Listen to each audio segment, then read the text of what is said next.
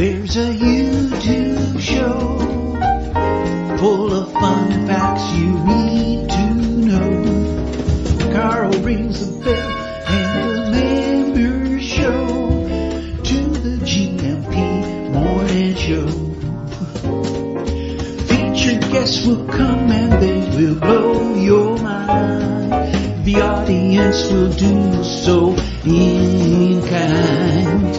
The little vanity mixed with some insanity on the morning show with GMP. Good morning, Portugal, and I'd like to welcome you to another fantastic day. Hey, Gumpers.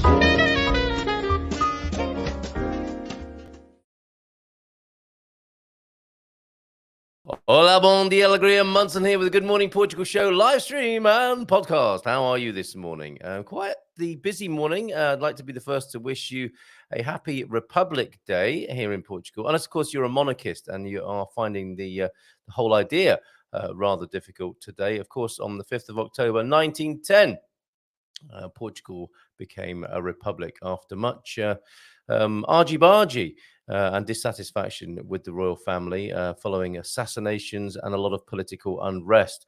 Finally, for many people, the desire to become a republic was made manifest on this day in 1910. So happy Republic Day to you here in Portugal. I mean, on-air light's a bit blurred, isn't it? I wonder why that is. Anyway, at least we haven't got a power cut, which we had yesterday. Interestingly, there was a little bit of a flicker, so I don't know what's going on here in San Martin de Porto. Yes, we plunged into darkness yesterday, and Jackie A from Expats Portugal was left alone on the screen until I was able to restart my computer here.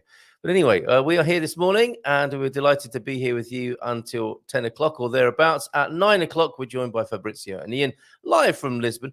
I think they sent me a beach scene at dusk pretty much yesterday. I was at the beach too, another swim in the sea, still warm enough to swim in San Martin de Porto after a lovely meetup at lunchtime. Pictures from Lisbon, I think, we'll check with Fabrizio and Ian of their dusk time, having a couple of beers, I think, on the beach in Lisbon. And at 9:30, a great time of the month, the beginning of the month, when Alyson Sheldrake from Snapshot magazine joins us, and she'll be here to preview the October edition of Snapshot magazine. There's a culinary flavor in the smell of cooking, I guess, here on the Good Morning Portugal show this morning. There is a recipe in Snapshot magazine, which, I better not say that because that'll give the game away on the Learn About Portugal quiz over at learnaboutportugal.com this morning. I'll bring that up onto the screen in case you just don't want to go over there. I will do. It's all right. Stay where you are. I will do that for you right here. Yeah, 9:30. We'll be previewing Snapshot, a monthly newsletter from Alyson and Dave Sheldrake.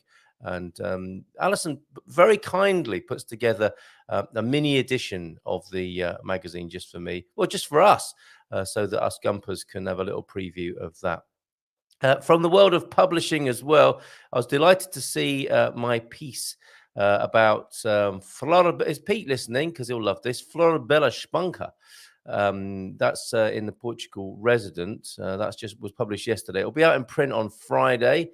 And actually, we've got a subscription deal with the Portugal Resident. If you would like to subscribe and you want the Gumper deal, there's a discount on the annual subscription. Actually, I don't know if it is 6 months or a year, but anyway, the subscription for receiving the Portugal Resident in the post, where you can read my weekly column and loads of, it's a packed newspaper. Of course, we had Bruce Hawker, the owner of the paper, on the show in his new monthly residency on Tuesday. His residency was here on Tuesday. And, that's right. I want to tell you about moving from his residency. Where was I going with that number of hairs coursing there? Anyway, my new article for this week has been published online already. Meet Floribela Espanca and other literary legends on Portugal's Silver Coast, of course, at the Storytellers Palace Hotel, where we will be filming the next installment of An Englishman, an Irishman. And on this occasion, the man you can see in the picture there, a Portuguese man, walk into a bar. It'll be the Gatsby Bar, where Andy Klein and I were doing a bit of a recce yesterday. And if you'd like to come along on that weekend, we would love to have a few Gumper extras in the bar with us at the Gatsby Bar on the 4th of, what will it be? The 4th of November, because we've got Tamar between now and then, where we'll be filming an Englishman, an Irishman, and 2 Brummies go into a bar. The lovely Cafe Paraíso in Tamar will be where we're filming on the, is that going to be the 14th? I think it's, Saturday, the 14th of October. We'll be arriving in Tamar on the 13th. Yeah, filming on the 14th of October. Isn't technology wonderful? All these lovely things available to me, like calendars and cameras and live streams and on-air lights are a bit blurred, but that might be, the on-air light might be a kind of mood light reflecting my energy level this morning. It's been intense, and it did sound maybe yesterday like I was moaning about it, but it has been intense. It continues to be intense. We're off to the schist villages, or some of them anyway, tomorrow, and the Beran factory. Don't like to call it a factory, prefer to call it the nectar nurturing, or the nectar nursery. That's right, that's what T-Duck called it, wasn't it? So schist and Beran tour tomorrow, and it's fully booked. So I think we'll need to do another one. If you'd like to send me just a reservation for the next one, Philomena at the controls. Well, not driving the bus. She was prepared to. When we were struggling to find a bus driver. This one is emanating in the Silver Coast. Oh, blast! I was hoping to have a glass of water in here. I forgot to do that on the way. Mrs. M, can I have a glass of water? Yeah, when we were struggling to find a bus for the Silver Coast pickup in Caldas Philomena says, well, I will drive a bus and my husband will drive a bus and we'll do it that way. She is so resourceful. She's brought together the most wonderful trip. And I think we'll be doing this one again, schist and Beran. I'm literally looking forward to hanging out with a few of the Gumpers tomorrow. Mrs. M taking control, taking care of business here in the Gumper studio here in San Martino, while I'm out and about and may check in from time to time from the bus with the Gumpers. I wonder what we're going to be singing. Will it be the national anthem as we continue our Republican celebrations? If you weren't here at the beginning, let me do that again. That's how we opened the show today. It was the only thing we should have done really this morning was to start with the national anthem. So will you please be upstanding if it's safe to do so? Obviously, if you're flying an airplane or driving, please do not try and stand up for the national anthem. But if you're in bed, maybe you could have a rousing start today and leap out of bed to the sound of the Portuguese national anthem.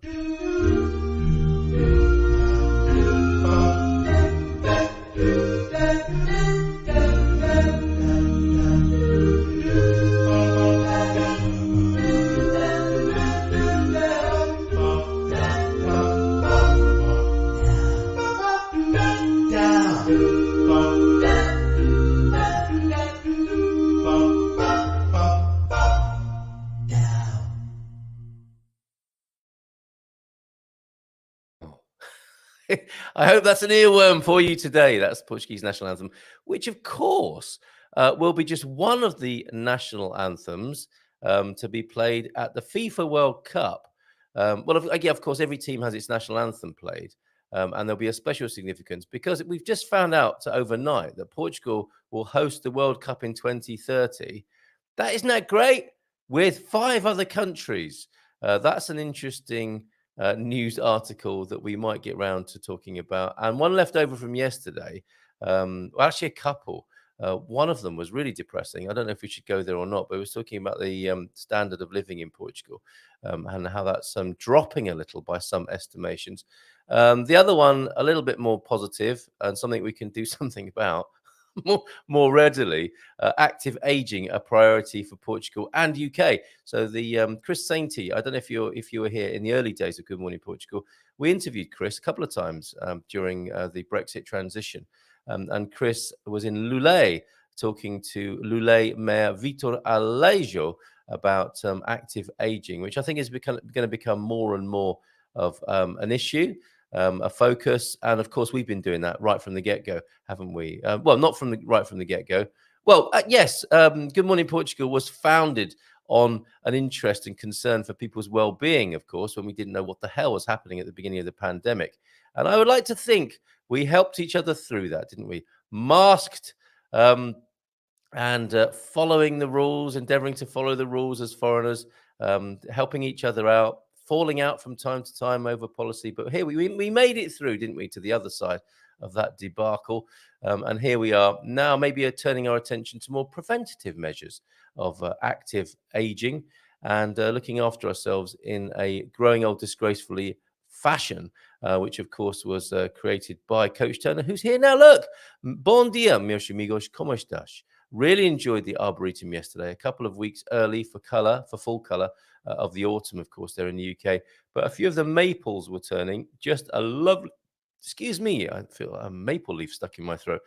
Just a lovely place to spend a few hours there. I'm gonna show you one of his pictures now. Yes, that autumnal color from the maple trees is looking very beautiful. Let me just pop WhatsApp on the other screen. There we go, and bring one of your pictures up from the Arboretum, which is such a good. Where were the origins of the word Arboretum? I wonder. It does sound Latin, doesn't it? Where'd that picture go? Oh, here it is, and I'll bring it onto the screen now. Yeah, beautiful. Just a lovely place to spend a few hours, you say. A few of the maples turning their color. Isn't that beautiful? Moss on the tree there. That's Gloucestershire, isn't it? In the UK. Looks like a sort of you might have started with a miserly morning there in the season of mists and mellow fruitfulness in the United Kingdom, and a Japanese import there, turning a beautiful shade of, what would that be? It's almost cherry, isn't it? On the tree there. Very nice, Coach T. Thank you very much for that. We have Fabrizio and Ian joining us at 9, Ali joining us at 9:30. What is your God Squad tip of the day, Coach T? And who else is here this morning?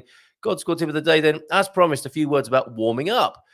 I mean, I think you could do it, like as I suggested, with the national anthem. You can rise to your feet slowly. You don't want to get one of those rushes, do you? Rise to your feet, salute the Republic. Good way of warming up here, especially today, 5th of October. Top athletes can spend up to 2 hours warming up before an event, but we don't need to be quite so intense. Wow, I'm seeing this as a regular gym goer now. I'm seeing that the funny habits and rituals of people. Normally 20 to 30 minutes is enough. It should be, shouldn't it? That's quite long enough. Start with a slow jog or spin on a bike for 5 to 10 minutes just to begin moving, steady as you go. Then begin to work the smaller muscles, ankles and wrists before moving to the larger ones. I don't do any of this, Coach Turner, and I'm beginning to think maybe I should.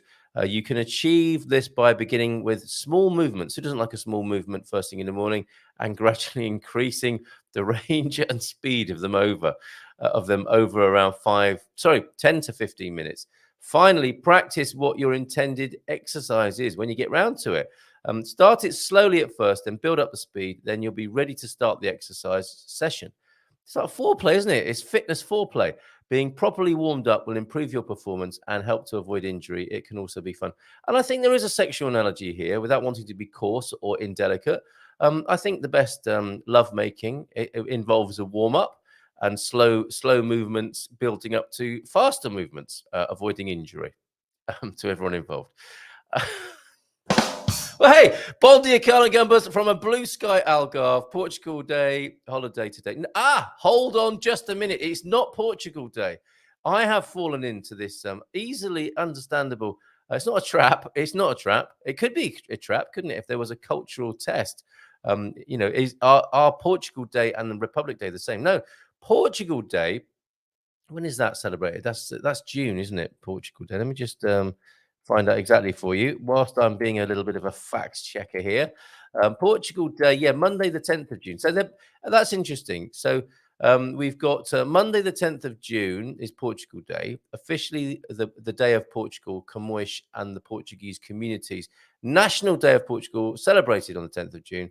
One of the public holidays in Portugal, celebrated by Portuguese people throughout the world, commemorating the death on the 10th of June of Luís de Camões, the poet and national literary icon. So not strictly speaking Portugal Day today. You'll need a time machine to go back or forward to the 10th of June. 5th of October, today is Republic Day. So we spoke a little bit about it yesterday. We can speak about it more today if you wish. Some public services might be closed, banks, post office, buses. So enjoy today. A public holiday here in Portugal. So there you go. It's a slight distinction there. Sorry to be pernickety about that, Deagle, but Portugal Day is in June. Republic Day is today, the 5th of October. Look at me sounding all authoritative. because I have made that same error there, Deagle. We're making friends, going to a vineyard to see how grapes are harvested and then bottled. That sounds lovely. And Deagle, a little bit upset to see baby dinosaurs for sale in the butchery department of the Algarve. I can understand that completely, Deagle, with you on that. Bon dia todos from James, or Ames here, with his slug-shaped J. Feliz Quinta, como tem pasado? Dad joke, watch out, everybody!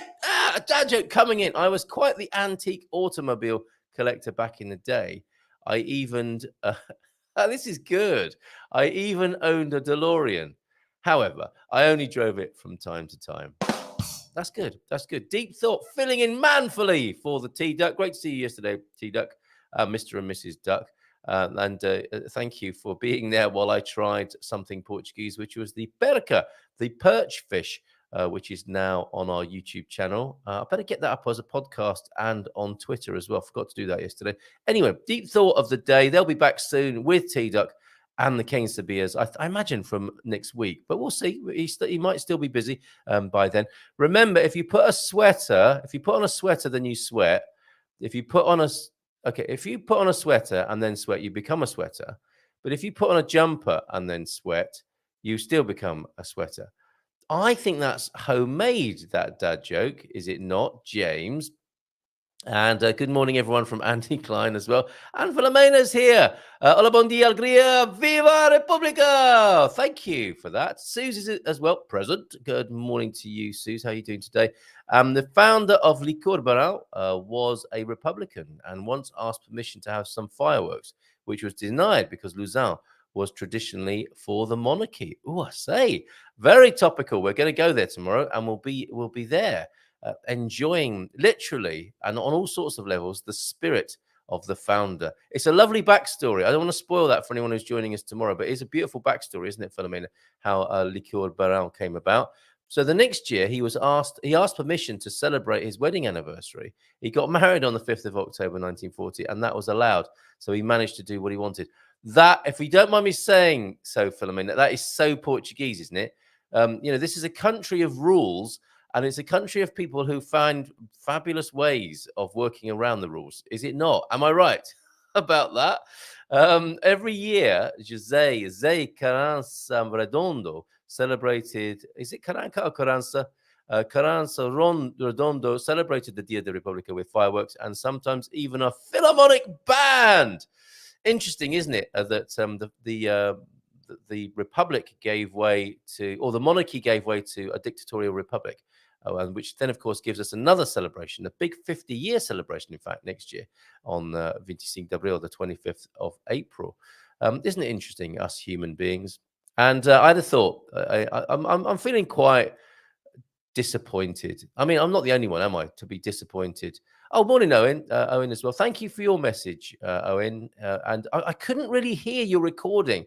But so I wonder if you could, I'd love to hear it again. Get right up close to that microphone. I'd love to hear it and share it with everybody on the show. So thank you very much for your recent poetry. But it was really difficult to hear it on that occasion. Good morning to you, mate. Yeah, I was saying I'm disappointed about politicians, seeing what's going on in my home country at the moment. And I thought a new name for politics is palliatics. I mean, really, it is the end of life care, isn't it, of society, the way that we're doing politics at the moment. So I hereby declare politics in the neoliberal countries of the world, neoliberal economies, political situations to be palliatics. Take that, Doc. Okay, let's go back to, Oh, no, I think we finished there. Fireworks and a Philharmonic band. Every day should finish with fireworks and a Philharmonic band, shouldn't it? Oh, don't forget, you can go see the that wonderful performance in only 15 days from now, actually. We might have a winner. I think we might have a winner, so I need to be careful. But a couple of tickets were very kindly donated by T-Duck for a performance at the Gulbenkian. What is it? Les Indes Galantes. A beautiful orchestral and choir performance. Not the ballet version, but a orchestral version with choir of Les Indes Galantes at the Gulbenkian on the 20th. 2 tickets available, courtesy of T-Duck, and you can claim those at learnaboutportugal.com, which is the classroom section, the teaching section of our Gumper timeline, Gumper community, private one. No interference from Mark Zuckerberg over there, everybody. We welcome free speech. We welcome free speech. We welcome respect and the honour of law over there on GMP VIP, where you can claim that couple of tickets. Fabrizio and Ian might like to do that. Chaps, so join us behind the scenes. Would you like to see Les Andes Galant at the Gulbenkian? Yes, a couple of thumbs up there. Yes. Any chance, I think, anyone who knows the Gulbenkian will take a chance to go there. Bon feriado from Pam, celebrating, I imagine, in Alcobaça, Republica Day, Dia de Republica. By Randy as well, Bon Dia Malta, on this fabulous feriado. 20 to 30 minutes warm-up. Yeah, I was shocked by that as well, Pam. That's the whole workout. Shirley, don't call me Shirley. And Portugal Day is the 10th. Yes, I went into some detail there. Thank you, Filomena, for pointing that out as well. Bom dia, alegria a todos. Feliz Dia da República from the Portugal Sun as well. 2 days in a row. It hasn't gone unnoticed. What do you think of this World Cup announcement? I'll just go into that very quickly. Actually, I'll bring it onto the screen because Francis will appreciate this. And you know how it is when I start talking about football, some people go, oh, God, here we go. Might as well be talking about golf or his toenail clippings or something. Not interested. Boring. However, there is a cultural, political aspect to this, as you might expect now, anytime the World Cup or FIFA are involved. And there will be controversy, believe me, about this. And it will be good in some ways for Portugal. But I think for football fans generally, not entirely, they won't be entirely satisfied with this. This is FIFA changing things again, and will definitely receive the criticism. It's all about the money. Portugal to host World Cup 2030 with 5 other countries. Okay, so that eases the pressure a little bit, doesn't it? However, that's going to be a logistical nightmare. Not if you're concerned about, if you're a footy fan concerned about your carbon footprint, that's going to be a nightmare. Stay at home, watch it on the telly, or just come to Portugal. Maybe we could have a special Portugal event, watch it all in Portugal, including some of the live games. Portugal to host the World Cup matches for the first time. I didn't know that. Portugal will to host, this was hastily written, Michael Buja will to host the 2030 FIFA World Cup. I'm no one to talk. I'm a hasty writer and speaker and podcaster. So I feel your pain, Michael, here when you correct that typo later on. Alongside Morocco, Spain, Paraguay, Uruguay, and Argentina. I think Uruguay maybe were the first to host the World Cup, were they? And Argentina, FIFA President Gianni Infantino. Did you like that, Fabrizio? Gianni Infantino has officially confirmed the news in a divided world. Here they go. A bit of virtue signaling before the money bit. In a divided world, FIFA and football are uniting. It's so interesting, isn't it? In such a tribal game, they're trying to kid us that they are doing something to unite the world whilst teams battle it out on the pitch and fans punch each other in the face. In a divided world, FIFA and football are uniting. The FIFA Council, representing the entire world of football, really? In some senses, yes, bureaucratically perhaps, but I'm sure not in the spirit of the game necessarily. I must stop commenting mid-story. Sorry. Unanimously agreed to celebrate the centenary of the FIFA World Cup, whose first edition was played in Uruguay in 1930, in the most appropriate way. Yes, to host it in Uruguay. Yeah, kind of. As a result, a celebration will take place in South America, and 3 South American countries, Uruguay, Argentina, and Paraguay, will organize 1 match each of the FIFA World Cup 2030. The first of these 3 matches will, of course, be played at the stadium where it all began, in Montevideo's mythical Estadio Centenario, precisely to celebrate the centenary edition of the FIFA World Cup. He said on a statement on FIFA's website, the FIFA Council also agreed unanimously that the only bid to host the FIFA World Cup 2030 will be the joint bid of Morocco, Portugal, and Spain. We did suspect that, didn't we? So that kind of line, or triangle, Morocco, Portugal, and Spain. So that will happen with those 3 matches in South America first. Added the FIFA president, 2 continents, Africa and Europe, united not only in a celebration of football, but also in providing unique social and cultural cohesion. Nice try. I don't want to knock it. Fair point. Fair try. What a great message of peace, tolerance, and inclusion. In 2030, we will have a unique global footprint. 3 continents, Africa, Europe, and South America. 6 countries, Argentina, Morocco, Paraguay, Portugal, Spain, and Uruguay, welcoming and uniting the whole world while celebrating together the beautiful game, the centenary, and the FIFA World Cup. Infantino said, I don't think that's done much for people who don't like football, has it really? Unless, of course, they are the partner of someone who does like football, and they will now have 6 countries to go and spend time in while their partner is watching football.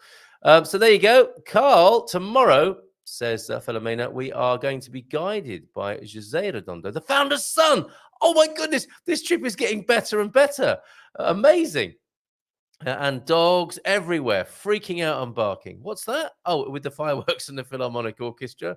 We could combine that, couldn't we? But a little, woof. But a little, woo. But a little, wouldn't that be great?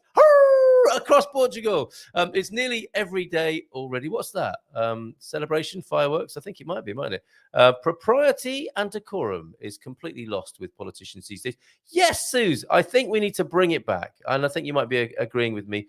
Politics is palliatics right now, isn't it? And the whole thing should be put down as though it were a sick animal in need of a dignified ending, signaling a new pet. Maybe.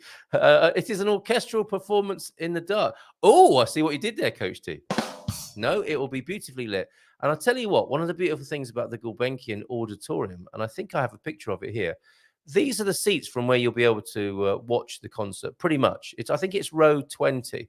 So you get the picture, literally here. And it's not in the dark. It is beautiful. Look at that beautiful, it's brutalist architecture, the whole building. And within it is this cuboid, or is that right? It's an angular construction, I guess, with a sloping ceiling, the auditorium, to help with acoustics. And I think they had quite a job, didn't they, in these brutalist buildings like the Festival Hall in the South Bank in London. They had quite the job when they had to have live performances of music in there, because they were not conducive, these harsh concrete walls, to good acoustics.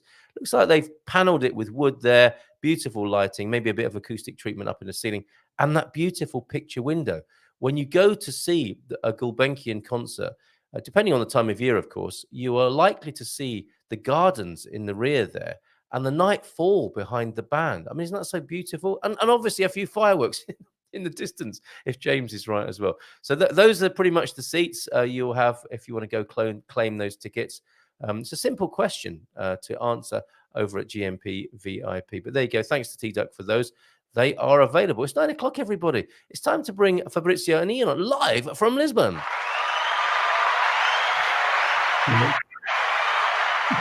Hola, bon dia, alegria. How are you? Look at that. It wasn't a cool. Do you see what he's getting at there? The orchestral performance in the dark, not the 80s orchestral maneuvers in the dark. Not that band. It will be the Gulbenkian Philharmonic and their choir. Have you seen them in action, fellas? Not yet, but it's a spectacular space, and we go to the Gulbenkian very often. Even for a walk in the garden. So, and we agree with you. It's one of the best architectural pieces in Lisbon altogether. Yeah, because when I speak of it as brutalist concrete architecture, you might not think, oh, I don't want to go see that. But I mean, it's done so brilliantly, isn't it? I think it was built in 56. It's that kind of post-war style, isn't it? But so much to do in there. I mean, I think they've got 3 cafes. I mean, typical of Portugal, you can always eat something within a few feet of anywhere you are. But there's a range of cafes in there, isn't there? There's the galleries, modern art gallery, beautiful gardens, as you say, lovely place to go and hang out. Yeah, there's a beautiful outdoor amphitheater space. Right. Which is even more spectacular than indoor performing spaces, because the backdrop. You are in the gardens. The backdrop is the pond, and it's a spectacular scenery. So it's just it's just a beautiful place. Fabulous. Isn't it? At the moment, they're extending all the gardens now. Are they? How are they doing that? So quite a lot of work's going on, but I think next year it's supposed to reopen. Wow. So now the gardens will probably double in size. They go almost up to the other road at the other side. So. Where did they find that space? Was it always there? It's always being cordoned off for some reason. But they're redoing the main gallery. So the not the old galleries, the modern art galleries. All that is being reconstructed, and that's going to look quite spectacular when it's done. Sure. So pretty big project at the moment. It looks like it's advancing quite well. So keep our fingers crossed that shortly you'll start to see some results of that. Another feather in Lisbon's cap, of course, where you live, the fabulous capital of Portugal. Enjoying the beach of it yesterday, I think. And I was only joking when I said it looked like you were in Scunthorpe. It was just, looked a little bit. I hate your photograph. Yeah, it was fingerprint. Yeah, probably between fingerprints and grease from.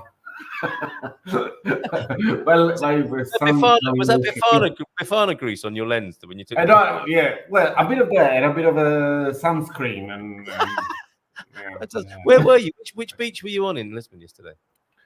I was just looking at it now because I was expecting this question. I didn't know when I was there, but it's actually it's one of those coves before Cascais and after Estoril, and I think that one was Praia da Rata.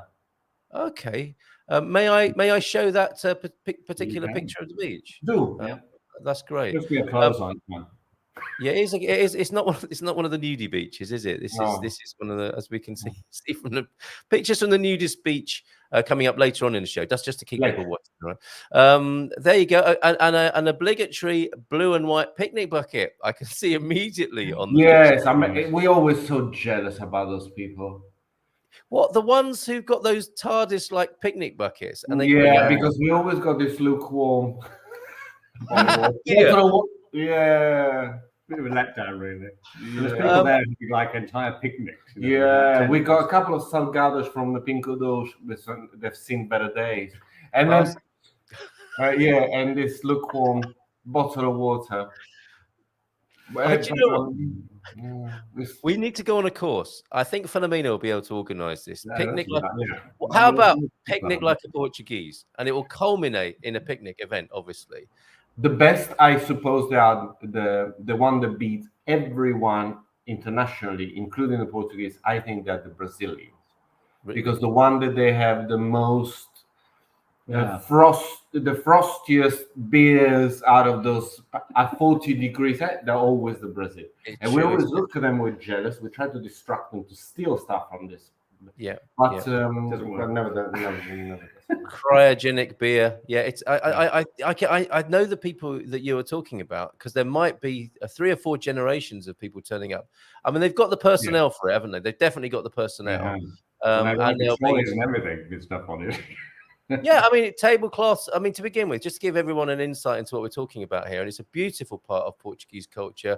The Parque de Merendas, the beach, people taking their picnics with them, what Fabrizio was talking about there. Most of us foreigners will go via Pingo Doce, get the last things there, and some warm beer, and turn up, and then we'll look at these people who are there. We're often earlier than everyone else as well. We go there at the wrong time, don't we? And then your Portuguese or Brazilian families will arrive at the right time. And first of all, out comes the tablecloth, right? It's got to be a tablecloth on the table. And then maybe some place settings. Which is the next level politeness, I would say. Next level civilized. Yeah. And we're there with sand everywhere. Looking like we escaped from some, institution. The desert apocalypse. Yes, right. So that's the first thing you see. Okay, a big Portuguese or Brazilian family has turned up. The tablecloth is out, and as you say, the beer refrigerator won't be far away, will it? The cooking facility will be sparked up, and if not a cooking facility, then warm food. And there is probably a little bit of rivalry going on between the grandmas at this point, isn't there? To bring everyone's bringing a grandma off at one point, a grandma off. Eyeing each other up, like. You feel that it's about to kick off any time. I love the arvos there.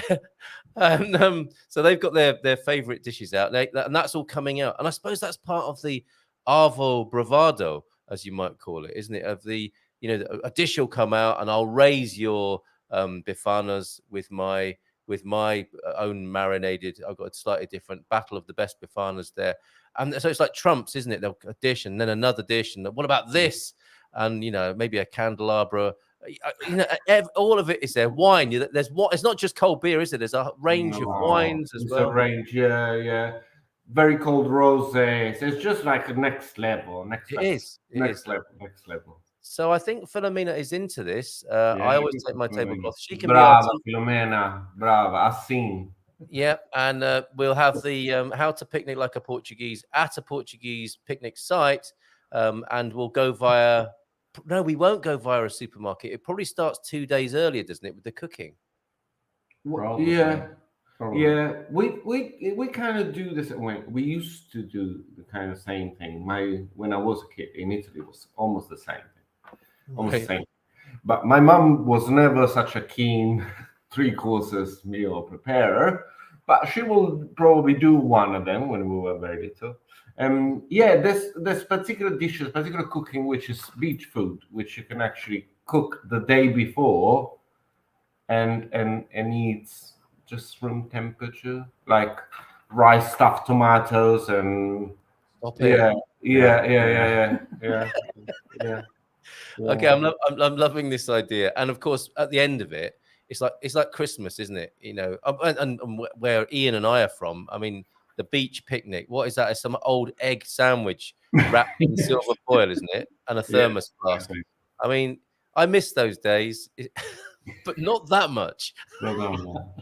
Sand in your egg sandwich, and then you get a few chips, don't you? And then the seagulls come and take you. In fact, the seagulls are probably so vicious in the UK because people willingly have been giving their sand-crusted egg sandwiches to the seagulls, like strategically leaving them just to the side of the picnic, hoping and praying that a seagull will come.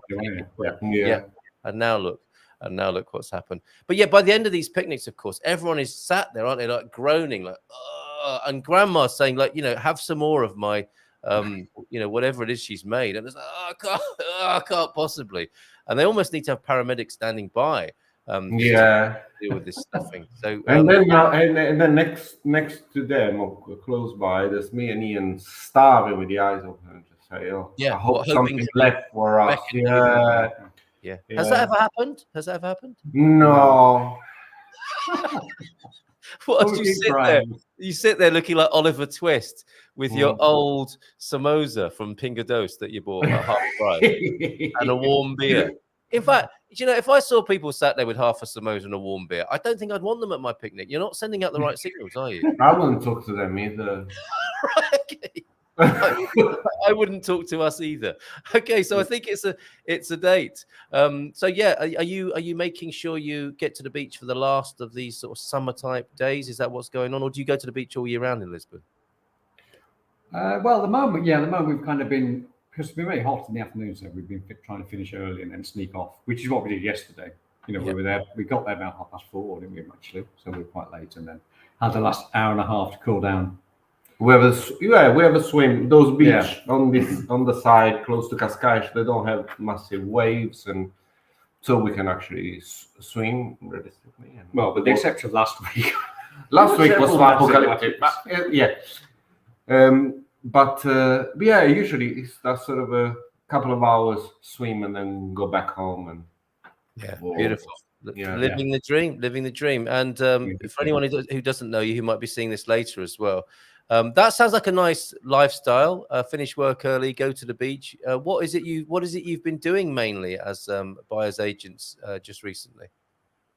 Well, we had few. Well, I have to say the last month has been rather quiet, which is great. So we just been writing a lot of things and putting some content together. Yeah, and then we will. We use those quite a time to prepare stuff to release and to replan and re-strategize, which is good, and then allowed us also to use this sort of last month of September to just. Yeah, we're actually trying to put together a few bits of information on people. Yeah, realistically, sort of when you come, all the things you have to do, and sort of more guides towards other bits, which we'll probably publish some of them anyway. Irrespective. I think we lack in that sort of part. We discussed we were lacking that sort of part in our work, and there's a lot of professional in information from everywhere, bombardment in the world. There's not really a life experience, what either to do or not to do, or the way we've done it seem to work, and then you might have tried out there. So we're trying to put together that form of information based on real life. And exactly. And because it's interesting. I mean, I think part of this as well, because this month we've just been here 5 years. So this is I wanted to talk to you about that. Yeah. And I think from that point of view, we kind of put down a list of things because we have now think back to all our frustrations and how we would treat them now. So there's some of those things that are just acceptable now, whereas we completely thought, God, this is so frustrating and annoying the way things work. And now we're sort of completely chilled out and we accept it. But it's almost if someone told us some of those things in the first place. Yeah. I mean, it doesn't necessarily mean that you would do them, but it's just to be aware of, and you kind of pick up bits of it. But then, there's the whole, there's an assumption, I think, as well, when you come here that a lot of things. And I think that's always a problem when you're a foreigner in another country. Because people are just like, well, of course, you just do that. No, I mean, in the UK, you get somebody come to the UK, like, well, of course you do that. It's like, it's so obvious because your family know, everybody knows, except the person that's never been there before.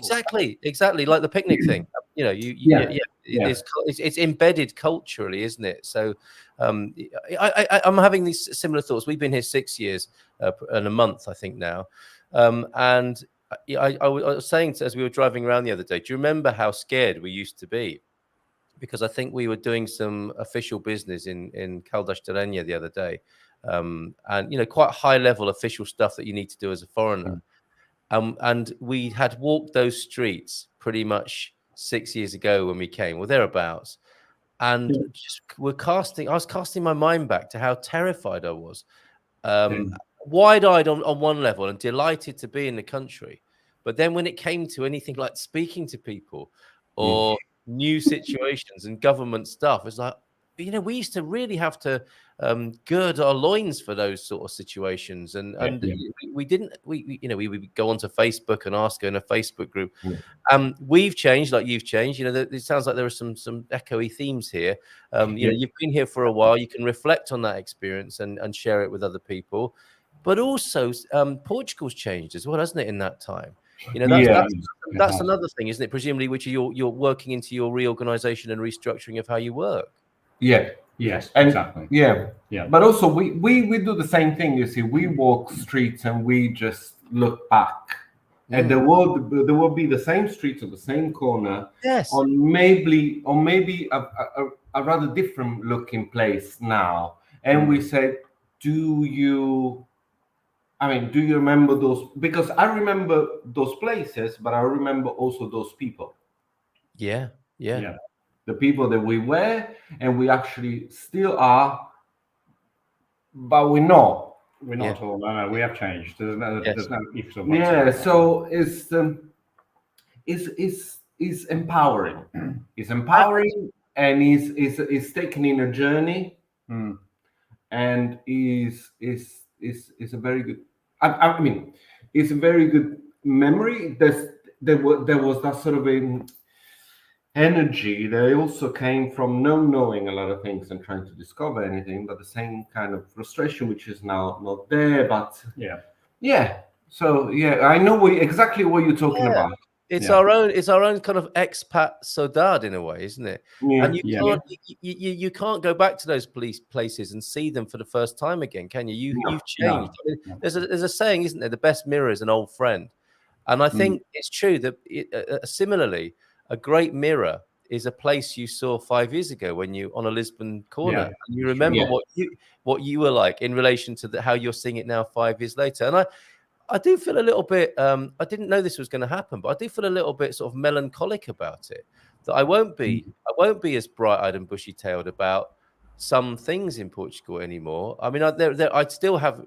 What I love about this country is it's still full of new experiences. We're going to go to the schist villages. We're going to go to Beirão tomorrow, and that thing of the delight of being in Portugal is persistent. But the very first naivety and innocence about it has gone. It has to, doesn't it? It has to go over time. Yeah, it comes from real life, I suppose. But I think there's also that knowledge that you did unlock many things that there were absolutely not there to grab. And that's one thing about this country. I think we all agree is something that is not is an incredible friendly place with nice and positive people and good lifestyle and a lot of good energy that come your way. But nothing's for you there to take because it's served. There's few aspects that need you to be tuned in to be able to unlock. And then when you sit back and then you say, I kind of unlocked it. Yes. When you find yourself that place and you think, you don't say, I came a long way, look where I am. You don't say that. You just say, but at least that's what happened to us. We say, I agree. It's a thing. It's a thing I've not heard it put like that. And I think that's very, very beautiful. How I've tended to see it is a kind of mysterious maiden, where Portugal is not on show as soon as you arrive. Everything you need to do is not obvious. And that takes some work on your part. And that's why it's not for everyone. And that's why I think quite a lot of American people, to be frank and honest about this, and to manage people's expectations, really. If you're expecting a country and a culture to just say, here it is, this is what you do, and the more you pay, the more likely you're going to get that level of service, that is not this place. It's going to ask you to work a little bit. And I think honestly think that's a great thing, because that's like true to life as well, isn't it? Life is like that. Our own personal development is like that, isn't it? It requires a little bit of work, a little bit of pain sometimes that moves you on a little bit more. And if you can cope with that process, you do grow and unfold. And I think this culture, bang on, Fabrizio. Have you got a name for that? The unlocking, or is that what you call it? The unlocking of Portugal? I suppose. Unlock. Or leveling up. There might be a game analogy, mightn't there, where you play the game and engage with it. When you unlock new characters and all the other stuff. Yeah, absolutely. Amazing. The game and the unlocking of Portugal. And this could only be a result of you being here for 5 years, because you didn't know that was going to happen, did you, in year one? But I think that as well fits in with the lifestyle, because that's the other point about it. Because sometimes you can very easily be in the wrong place at the wrong time until you start to realize, like, if I'm not, there's no point in being there at 7 o'clock. I should be there at 8:30. There's no point in me being here and it's stupid, because you go at 7 o'clock, you think, this place to be dead and boring. And then you go there at 9 o'clock and you can't even find a seat in a restaurant. It's sort of, somewhere in that period, it changed. It's lively and there's lots of stuff going on. And you think, why was it last time I came here? I didn't enjoy it. Probably because I would think, if I was in the UK by 6 o'clock, 7 o'clock, if I was in a town, everybody's coming out after work and they're probably going for a drink. And that's probably one of its busiest times. And then it quietens down a bit. That's like he's exactly the opposite. So, it's the same thing. There's all sorts of situations then you can talk about in the same one, and that unlocking is correct. Once you spot it, you can move through to the next level, and there you go.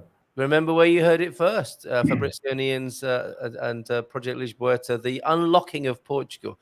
When you write your biography, that could be called that, couldn't it? Sorry if I good. I'm trying to decide who will play me in my biopic.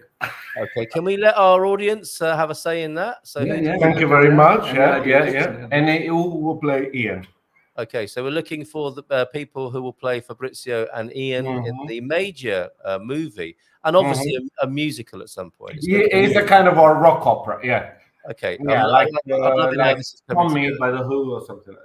Okay. So unlocking Portugal, starring Fabrizio and Ian. Who should play them in the stage and Hollywood productions of? Are you thinking Hollywood, or are you thinking more of a sort of British European movie treatment, Richard Curtis or something like that? I was thinking a kind of Ken Loach, but it's fine. I love it. Ken Loach is great, but no. Come on. It's fine. Okay, all right. Whoever.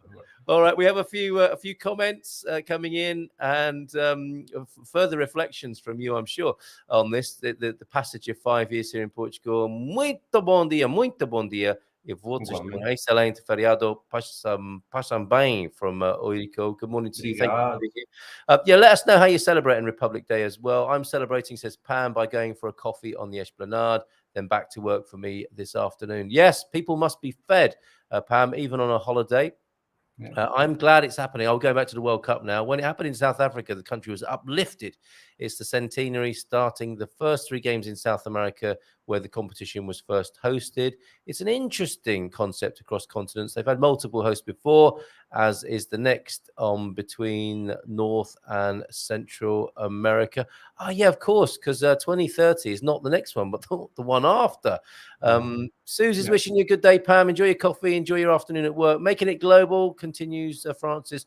I know there's corruption and rubbish, but I hope the football wins in the end. It tends to, doesn't it? And I'd love to watch some matches live here in Portugal. That's good timing, isn't it? Laura P. I always talk about this important group to my foreigner friends. Glad to be here, even though not so daily as I would presumably like. Laura P. And yes, I will put your comments about the Italian community taking advantage of the NHR in the Algarve to Mr. Hawker himself. So I'll make sure that message gets to him. This is, Italian community. You may speak on behalf of them or not, Fabrizio. I know he's moving away like Homer Simpson into the hedge there. It was yesterday, of course, the NHR. This is one of the changes, isn't it? That, yes. 5 years ago, it was a very different Lisbon, a very different Portugal. And this is what you need to be able to tell people now, isn't it? Things are changing. It's still a great country to come to, but things are changing for sure. NHR, the announcement was made yesterday to scrap the NHR, and Bruce Hawker was talking about, I think, some of the Italian community who come and take advantage of that in the Algarve, and that will be over. Laura, I think, took offense to that, and so I'll make sure we'll get to the bottom of that. I think the most of the games are in Spain, says Pam. This is the World Cup, just one in each of the South American countries. But for now, says Francis, it's Cricket World Cup time. That starts today for the Franks, Carls, and other fans of the world. Cheers, Francis. I'm really looking forward to the chance to see some World Cup games here, says Pam as well. It's going to be good, isn't it? I mean, football is... Portuguese people are football crazy, so there will be an incredible atmosphere in 2030 here. Bom dia a todos from Antonio. And does Fabrizio speak Portuguese? Mais ou menos, Mrs. S. There you go. Why asking you and not Ian, I wonder? No sé. Very good, very good. And Squire of the Shire is also in. Bom dia, Antonio, as well. And Mr. S, good to see you here. Oh, yeah, those happy days on the beach. Eat your fill, then wait 2 hours before going in for a swim. A childhood recall of a beach day. Now, and then you're next to that family that mom and dad don't believe this fable. Yeah, get in. They had get in the water. Salami sandwich in the water. And then you're there waiting 4 hours because you had a peanut. It's just incredible. It's just I've been that child. 4 hours because you had a peanut. Yeah. From if you had lunch at 12:30, you had to wait until 4 o'clock. Yeah. 4 o'clock there was this deadline of all these poor kids frustrated under it. Yeah. And then 5 o'clock they're herding them home. Okay, now come on. Otherwise you come out of that water. Come out of that water because you'll catch your death of cold. It's a nightmare, isn't it? The happy days of childhood, like ruined with all these terrible fears of illness and injury, and disease and pestilence and so on. I was thinking the salami sandwiches. It might have looked like there was an oil spillage further up the estuary. If people are eating salami sandwiches in the water, I don't think that's a good idea. No, but that proves the power of digestion of Southern Italian kids. The toughest in the world. Yeah, they don't care. They're built to last. Built to last. Excellent. Well, I'm really enjoying this. Sand butties, there's another memory. And that's why, of course, the bolo de Belém, the reason why you have bolo de Belém in Portugal is because you can't tell if it's sand or sugar. That everything should be sugar coated on a beach, and then you don't know if you're eating sand or not. It might just be sugar. You're welcome. Hola, bon dia, eating breakfast. Viva in Madeira. My Portugal quiz question of the day. features Madeira. I'll come back to that because I'd like Ali to be on the screen when I do the quiz question today. A few more comments then, and you can stay, can you, for the snapshot preview, Fabrizio? Yeah. Because I like it when we hang out on that Thursday, the first Thursday of the month, and we have a look through the magazine. Street signs, says Suze, totally reliant on GPS in Portuguese cities. Street name signs, while lovely tile design, impossible to see while driving. It's true, and they're all the same. I mean, there's only 3 street names in Portugal, aren't there? Rua Vasco da Gama, Rua da República, and the other one, whose name escapes me now. While lovely tile design, impossible to see while driving, had no Wi-Fi in Guarda. I had to go old school and ask someone the way, maybe. Saw the whole town seeking one shop. Well, that's a good thing, isn't it? And nice to reframe that as a sightseeing tour rather than travel frustration. I'm celebrating Oktoberfest, says Darren, and Republic Day at the same time. Multitasking by drinking German beer in a Portuguese bar. That's good. Sounds good. Will you be wearing the traditional lederhosen? It's a good look for a man, I would say. Quite warm for that. You're right. Speaking from personal experience, Fabrizio? Yeah, never do leather after June. Start back in November. You have been full of tips today, but that, if I may say so, probably the best. Or keep your talcum powder nearby. Valley of the Light. Hold on. I need to unpack this. Never wear leather after June. Is that never before November? Okay, all right, and of course, some people get into trouble with this because they're actually wearing PVC and not leather. Would you say never wear PVC and only wear leather under those circumstances? Good morning. I appreciate the PVC choice for animal rights. Yes, okay. For them, yeah. And but if you go for leather, please make sure you have a fan with you. Cold water and talcum powder. I am going to segment that as a tip. The good Portugal.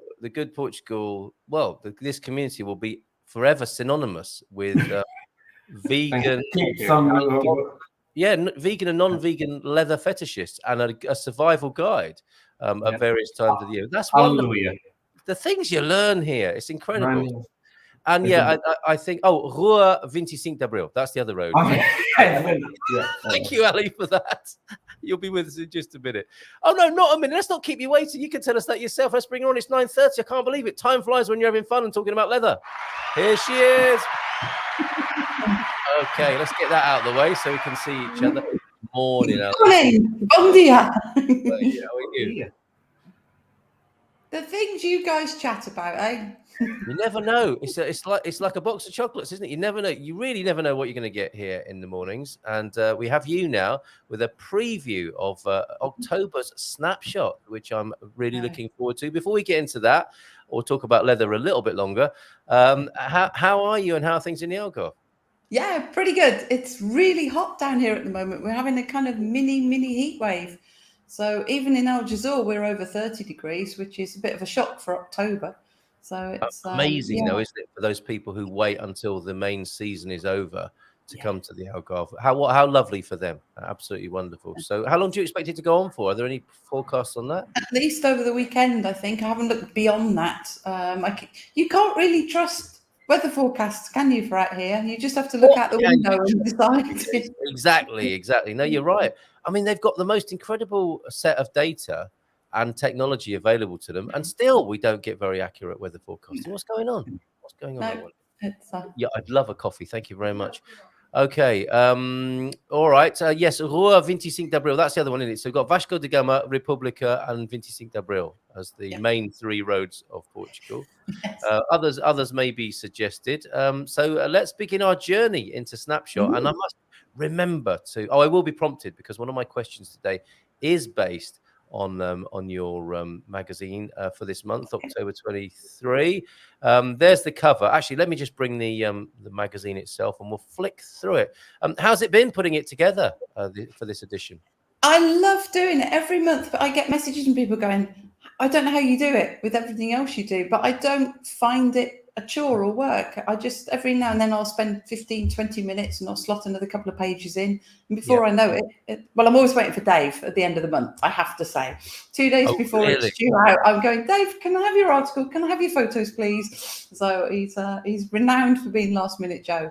But apart from that, everything else, everyone that writes the articles or features, I always get those back in by about the 15th of the month. And then just when I've got half an hour free early in the morning, I just slot a few more pages. So it's not a difficult chore. I love doing it. And I get so much lovely feedback from people now. So it's worth doing for sure.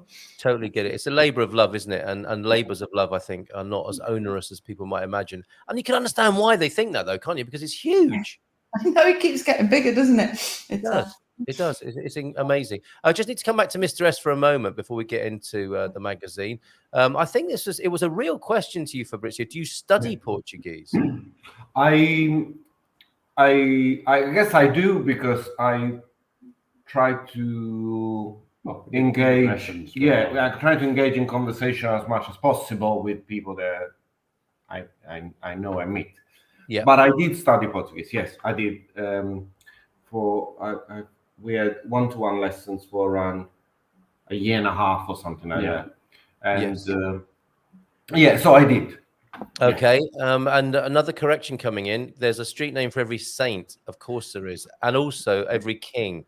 So there are a lot more. I mean, you will see República, 25 de Abril and Vasco da Gama quite a lot. I mean, I live on a Dom João I. So yeah, you will have the kings and the saints. So yeah. Okay. Fair point, James. Fair point, James. Let's go into the magazine now. Snapshot for 23. The cover image. And now Mrs. M, as you know, is quite naughty. She looked at this cover and thought, that's an interestingly cast shadow. You could have had fun with that. What? Just you to spot that. Not me. Oh, that's some wind. Jealousy will get you everywhere. Where are we? Which beach is this, Ali? Cordoama. So on the West Coast, it's beautiful. I mean, all of our beaches along Costa Vicentina are just stunning, aren't they? It's beautiful. They are. It's incredible. And is this a surfing special in some way, or is it a good time of year? It's a good time of year. We get a lot of surfers coming down now. But no, Dave just happened to be on the beach. He saw a couple of surfers and a couple, and he just said, "Would you pose for me?" And they did quite happily. I think people are frightened to ask, but Dave's great. He just barges up to people and goes, "Can I take your photo? I'm a photographer." Usually gives them a card to prove he's kind of genuine. But this guy with message, Dave, he's delighted he's on the front cover this month. Of course he is. Of course he is. And people do. I mean, there must be a way about Dave that has people pose and be happy to be in the pictures, as we've seen over the last few months. Let's see some more. So here are some wonderful photographs of Queen Brit. Did you go on this photo shoot as well? No, it's just Dave. You'll see at the end. He went up because our friend was racing on the BMX Nationals from the UK. So Dave caught the train. Oh, it was amazing. He caught the train up. Okay, in Britain. Remember train prices, Carl? You'll remember them. I do. I'm still recovering from them. Yeah, he went from the Algarve. He drove straight through Lisbon, straight to Coimbra. First class return, €55, because Dave got old age pension a 50% discount. And he sat there going, "I'm not pressing that button." And I went, "Yes, you are, mate. That's half price. Press the button. Own up." But can you believe first class all the way to Coimbra return for €55? And he said it was like being on board a flight. It was like a little cabin almost that you sit in. Oh, the Alpha Pendula train is very, very good. Yeah, beautiful.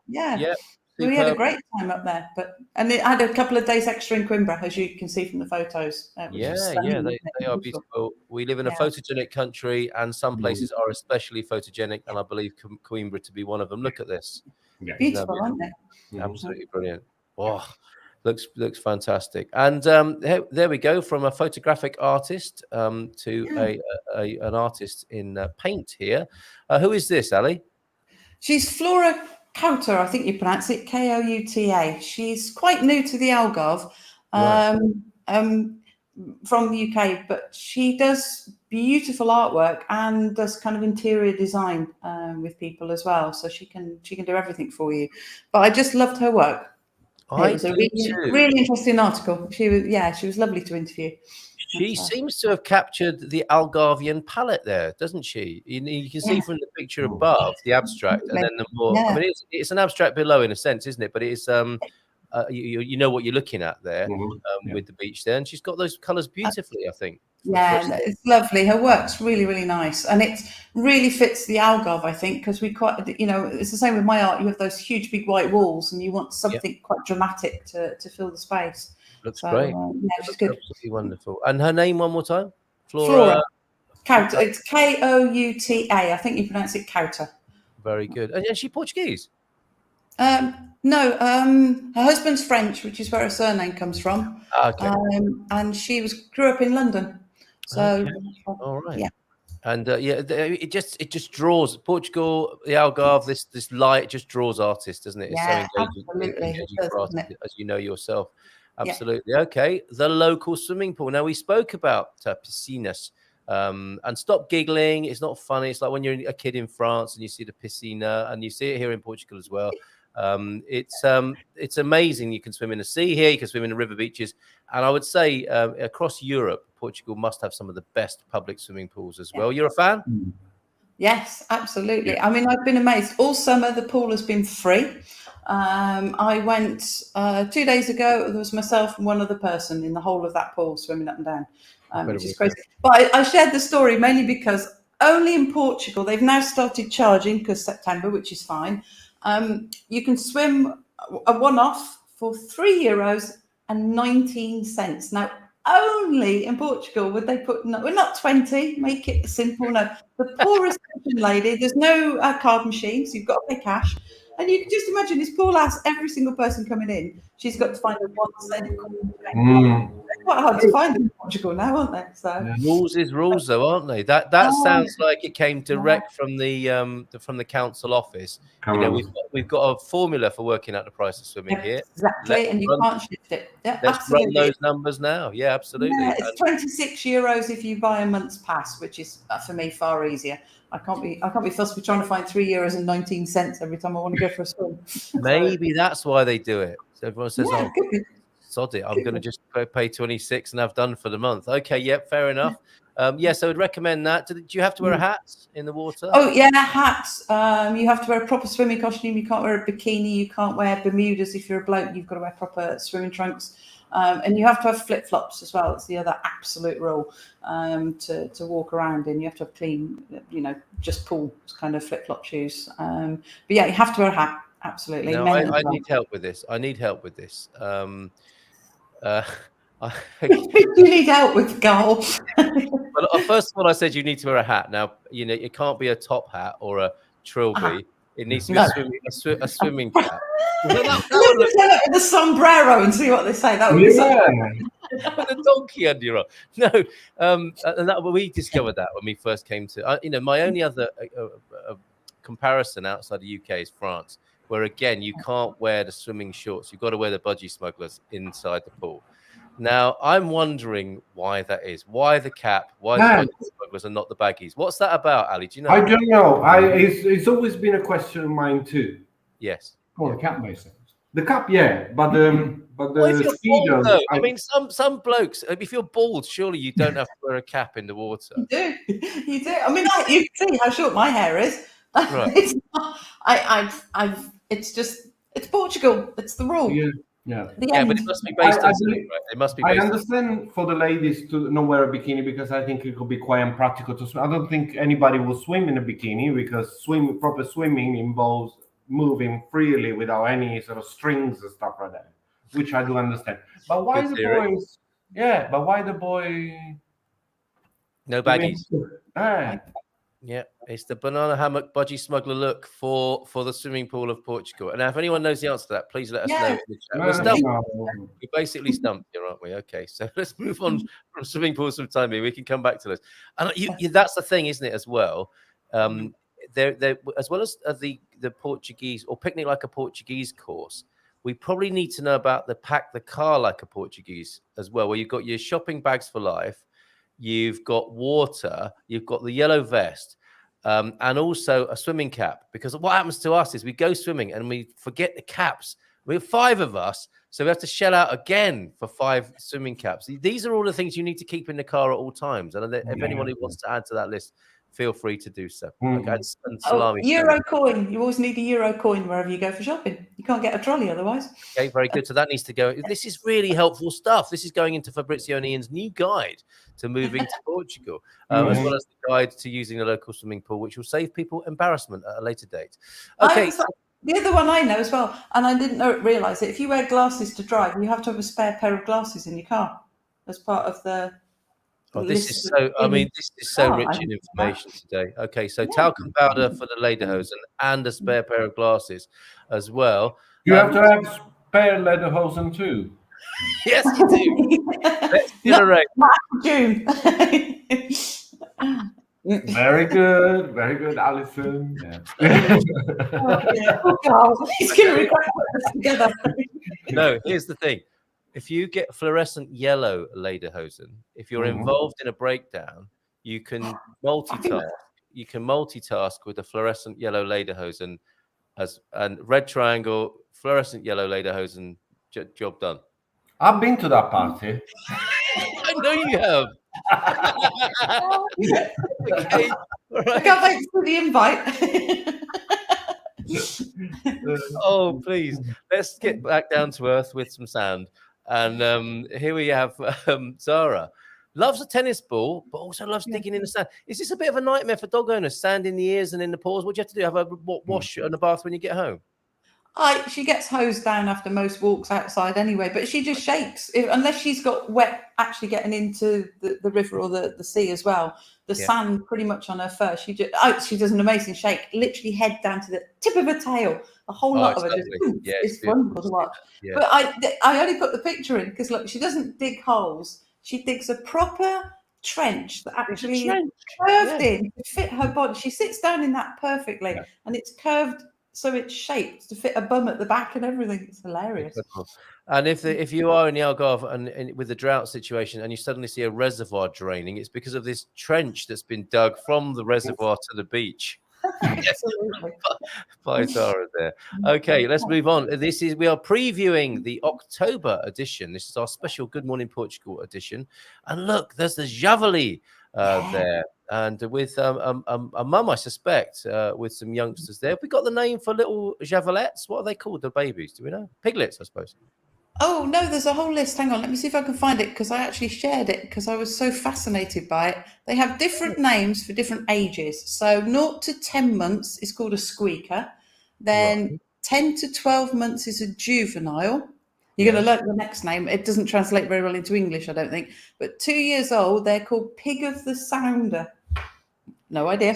That's a translation, presumably, of yeah, I guess it must be. So if someone can tell me the Portuguese, that would be great. And then 3 to 5 year olds are called boars, B-O-A-R. And then 6 years, you're an old boar. Watch out, I'm not mentioning the word, Carl. And then over 7 years, you're a grand old boar. Isn't that just wonderful? It is. Oh, I was thinking, along with bears and otters, they could be the grand old boar within certain communities as well, I think. Okay, so that's wonderful. The beautiful. I mean, are these Dave's pictures or? Oh, no, they're not. No, deposit photos. Like you can never get. I wouldn't want to get that close. Actually, it's true. It's true. No, babies underneath. I had a close call. I was out walking the dogs and heard boar in the valley. And it's terrifying. It was more than a squeaker or whatever the juvenile name is. It was a full-on, I think, angry mum by the sound, or rutting young males, I suspect, because there was a carcass. When we came back, there had been a fight to the death, and one of these carcasses was in the orchard here in the Silver Coast. But when I heard it, I just turned and ran, and my bigger dog Jimmy ran with me. And we looked down, like in a movie or an adventure movie, we looked down and back to see if our other dog was with us, little Peggy. And she's the Jack Russell. She'd gone to find out what was going on. She wasn't running away from the thing. She was going in for the ruck with these wild boars. I had to shout her and draw attention to myself. But I was actually quite disturbed by that little run-in with boar. So quite right. Dave shouldn't get too close. But excellent pictures there. Fantastic. And we move rather uncomfortably from the beauty of the wild boar in his natural habitat to in a tin. Yeah, one of Zara's favourite tin food is venison and wild boar terrine. It sounds like something you buy in Apollonia, isn't it? It's wonderful. It does sound like she sounds like a pampered pooch, I've got to say. Lily's Kitchen. Slightly. Is this only a Portuguese thing then? Venison and wild boar terrine? No, this is Lily's Kitchen is a British company. No idea. You know what? If I came back from the pub late one night and I was really hungry, I think I might put venison and wild boar terrine on toast. Don't you think? It does. I have to say, when you open the tin, it does smell quite nice. The best one, they do a fishy fish pie. That's Zara's favourite. She loves that one. Dog food called fishy fish pie. Fishy fish pie, yeah. It's got salmon in it. So yes, she's a bit spoiled, but I like to try and find dog food that's actually quite healthy. So there's no grains. Or ash. There's a lot of ash. And it's not full of potato and rice and padding. It's they're usually about 60-70% meat. And how much do they want for a tin of this particular fine quality? I buy from either Kiwoko, sell it, or I use a Spanish company and get it shipped over, and they're about $2.39 a tin, something like, if you buy sort of 6 at a time. So not too bad. And it'll last 3 mornings, one of those, because I mix it in with dry food as well. So one evening after the pub. Yeah. I'm gonna send you a tin pop. So you're with me, Fabrizio and Ian. They let me say it, but they would do it as well, I think. Yeah, we can start it up at the party that we're having with all the lederhosen. Exactly. And a bit of piccalilli will do. Absolutely. I think it would pair beautifully with aguardente that you find in the back of the cupboard. Okay, now talking of Jimmy Choo earlier on, this is a dead ringer for my Jimmy Choo here. We have an adoption. Well, not in the full picture, but the head is so much like Jimmy's here, and this is Jasna. So we're looking to get a dog adopted, aren't we, in each of the episodes here of Snapshot. Tell us a little bit about Jasna. She's quite young. I think they put her date of birth as around May. She was found near Carapatera, one of the beaches, so obviously abandoned. Quite a lively dog. I mean, you can see by the top picture there, she's full of life, isn't she? So it's we always support them. They're a great charity. They've been around over 20 years here in Algarve. And they have so many dogs that they're very good at supporting people as well. If you do adopt from them, they don't just hand you the dog and that's it. They're there if you need anything. So yeah, they're a good charity. That's very useful. Good. Now, some might say, is this more dog food that we've got on the right here? You've got a theme running this morning, haven't you? Yes. I mean, sometimes a beefy dish can look a little bit cat or dog foody, and I don't mean any disrespect whatsoever, because I would eat that. I love the look of that. The first time I clapped eyes on it yesterday, I thought, I am so hungry right now. I'm thinking, beef stew, beef rendang, like a beef madras. It looks so good, and I'm actually feeling really hungry looking at it. Tell us about this one, Ali. Well, it's Azorian beef stew, and the interesting ingredients, it's got bacon in there, hidden in there, but the sauce has got dark chocolate in it as well. So it's my goodness, salt, pepper, and starch. So it's actually I couldn't eat it. Oh, you'll find out why on the next few pages. It's got cinnamon in there, so it's got some really spicy, rich flavors in there. It was one of those things. Well, actually, I put it in because I thought, cold October, we're getting a bit colder now. I'll put a stew up, and then we've got 30 degrees of sunshine. So I'm not quite sure I'd eat a stew at the moment anyway. But it's true. Yeah, I mean, but that's for these winter evenings that are coming when it gets a bit cold and damp in Portugal. That would be perfect, wouldn't it? Absolutely love that. And that's sounds a bit of a Mexican recipe, really, a mole or something. Yeah, because some people do put chocolate on their chili, don't they? Yeah. Yeah, mole. Okay. Yes. All right. Very good. Mole. That's good. I'm making a mental note of that. Thank you, Antonio. Folks, just hit that like button. And going back to swimming pools for just a moment. In most public swimming pools, don't you have to be mildly incontinent? That's not a Portuguese rule. And have at least 4 plasters that will float into other swimmers' mouths. No. I think he's thinking of his old UK days or school days. Not at all.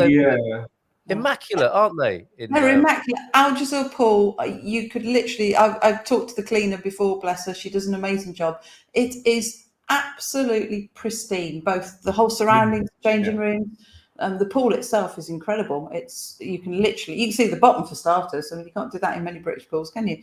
I mean, I was a swimmer, so I know my swimming pools quite well. Yeah, and they're wonderful. You could eat your dinner off. You eat that dinner off the floor or the changing rooms. Oh, the other thing I noticed in a swimming pool was a woman was with a group of kids.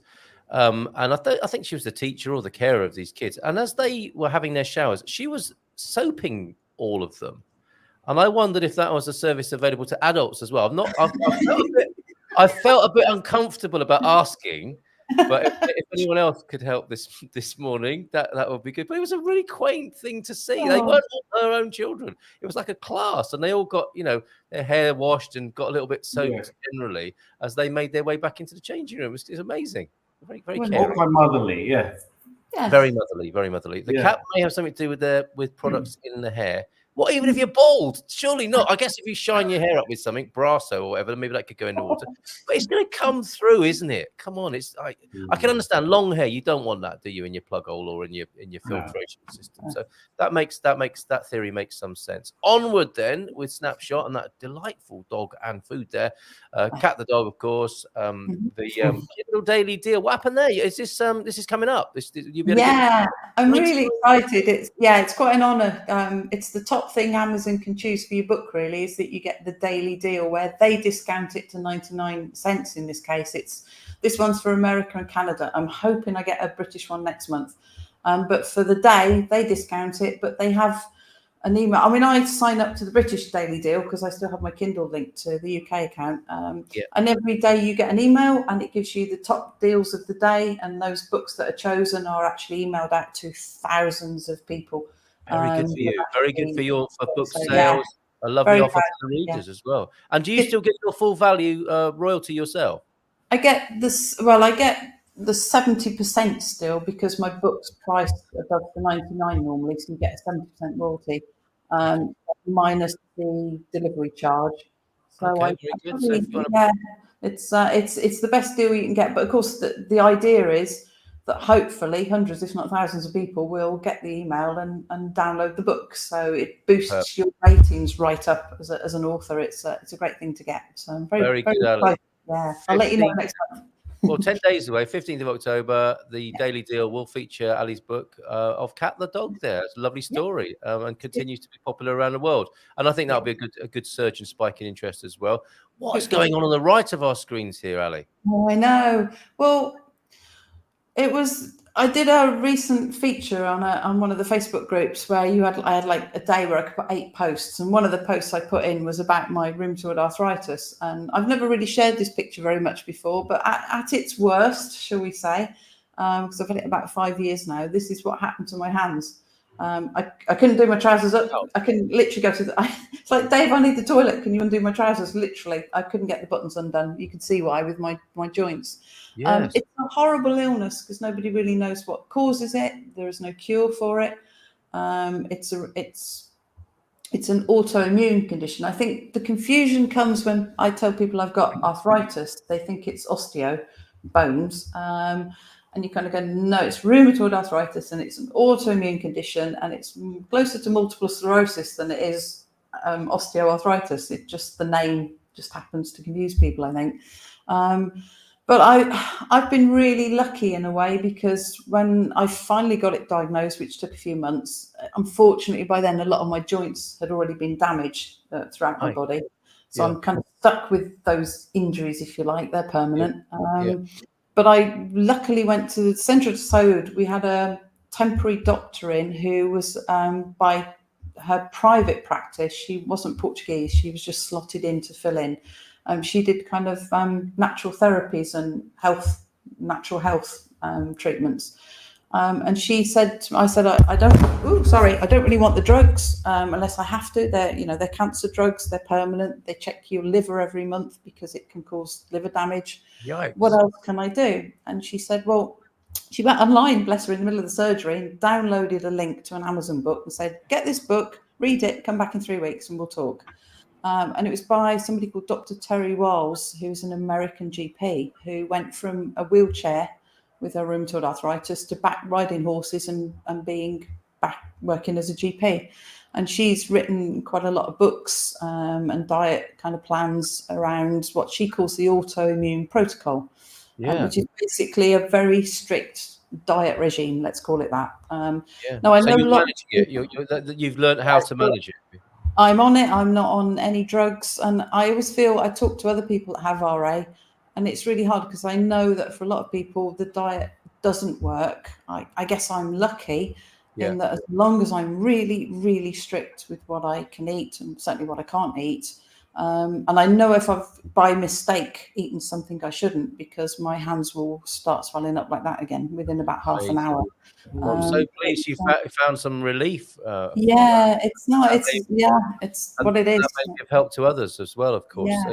I mean, it's lovely when you sort of chance upon a little bit of help for a mystery illness, as you put it there. It's fantastic. So if anyone knows anyone suffering with rheumatoid arthritis, there is some help there. I was going to say help at hand. I wasn't meaning to make a rubbish pun. No, that's fine. Right, okay. Right. We are getting close to 10 o'clock, so we better get a move on here. We've got Kat's questions, of course, in Snapshot, and a story here: chickens, mules, and 2 old fools. Sounds like fun. Do you want to tell us about this double page spread here? Yeah, well, obviously it's just pages slotted out, but Kat's questions. We interviewed a lovely dog called Lola, as you can see on the left. Her owner is Victoria Tweed, who's a New York Times best-selling author. She's written. Well, she started off, they moved from the UK to Spain, which is where the chickens, mules, and 2 old fools comes from. She's written a whole series, and now they live in Australia, and she's carried on the series. But it's kind of rural Spain at its finest. She writes really, really well. So I recommend. Good books. Beautiful. Great title as well. 2 old fools there. Okay, and practice Portuguese, Roy and Joel, of course. I think I got a message from them yesterday. They're revamping their resources, which is worth a look. And meet the author here is Alyson Ripley Cubitt. What a fantastic name, Ali. It's a good name, isn't it? She does memoir and she does thrillers with her husband. They write them together. So another fascinating author to interview. And that's wrong, isn't it? Is that wrong? Sorry? Yes, she's written. Yeah, one of the thrillers was based there. Yeah, so she writes. Although she's from New Zealand, she lives part-time in Australia and part-time in the UK. Cool. Okay. And BMX, this was to do with the Coimbra trip, was it not? Yes, it was. That's the reason Dave went up. Yeah, our good friend, bless him, Ben, he's currently, for his age, he's 5th in the world. But Anadir has the only European BMX championship race circuit. Spain doesn't have one. Portugal's the only place around here that's got one. So it's amazing. I used to live near it. They make a lot of bikes around there, so maybe that's why they chose that part of the country. You know, Portugal is one of the top producers of bikes, biggest in Europe, and one of the top producers of bikes in the world. And they've got this incredible cyclodrome there. So that's where the BMX thing was held. Okay, very interesting.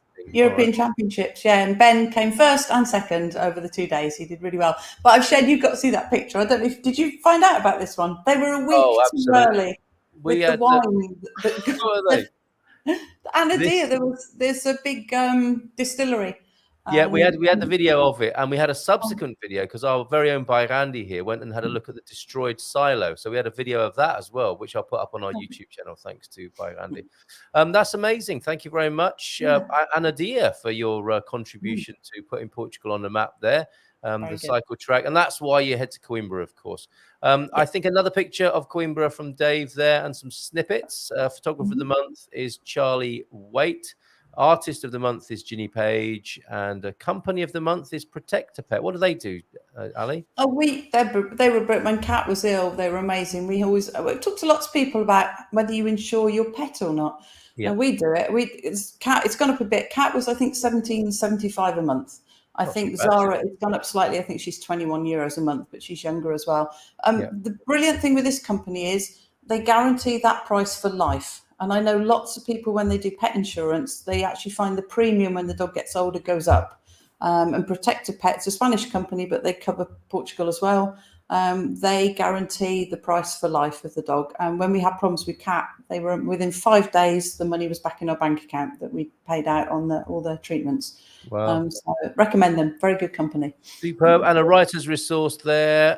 The Writer's Narrative magazine. It sounds like that's a great idea if you are becoming a writer here, as people might have the time to do, get around to writing that book that they've always wanted to write. Absolutely. So thank you so much for that. Will you stay with us just a couple more minutes, everyone, so that we can actually do the Portugal quiz question? And AlysonSheldrake.com/news. Go over there and get your own. I mean, this is just a segment. I'll reiterate that. This is just our very own special Gumper edition. How many pages this month, Ali? 116. Is that all? Okay. Yeah, sorry. All right. So let's go over then to Portugal quiz question of the day at GMP VIP. And it has been inspired. I hope you're listening carefully, because it has been inspired by the magazine today. And the question is for the Portugal quiz question on Republic Day today. There you go. There you can see our timeline. Who, what, or where is Alcatra? As to learn about Portugal quiz on Republic Day. Watch the show this morning to find out. You just did that. Is Alcatra a Lisbon parish, a dish from the Azores, or an easy listening artist from Madeira? Look, crooning in paradise. Oh. Does anyone... I love that. I think we should just leave that hanging there, because you might know the answer, Fabrizio and Ian. And Ali, thank you so much for being here. You've been quiet with your rapt attention there, Fabrizio and Ian. Do you want to share a laugh? We enjoy it. We subscribe to the magazine now, so we just... Oh, excellent. Thank you. So last words from you. See you on that picnic course, of course. What have you got planned for Republic Day today? There will be people everywhere, so we're going to work. That's a nice little life hack, that is. When sometimes there's a Portuguese holiday, it's good to stay at home and work, isn't it? Yeah, and then we might have a walk later on, but we keep tomorrow free to go to the beach. Yeah. Very good. Excellent. Long weekend, probably. I imagine a lot of people are taking tomorrow off as well, and so they'll be on holiday from today. Yeah, and we will steal from their fridge thingy. But... Yeah. Okay. Oh, there's a little clue for you there. Ali, thank you so much. Last word from you. No, just thank you very much, family. As usual, have a great October. And I can't believe it, but I'm already writing. I've started the November edition already. So watch out. Brilliant. Looking forward to it already. Antonio F's last words. We'll see you on your way with this on Republic Day. Portuguese rhyme, playing with bald people. Nas ondas do teu cabelo, ensinaste-me a nadar. Agora que és careca, ensina-me a patinar. So, in your hair, the translation, which some of us need, in your hair's waves, you taught me how to swim. Now that you're bald, teach me how to skate. Isn't that lovely? It's a beautiful metaphor about aging and being in love, I suppose. Exactly. Just because you haven't got any hair anymore doesn't mean you can't teach your partner new things that you can learn and enjoy together. Isn't that a beautiful note to end the show on today? Oh, Fabrizio. He's gone. Okay.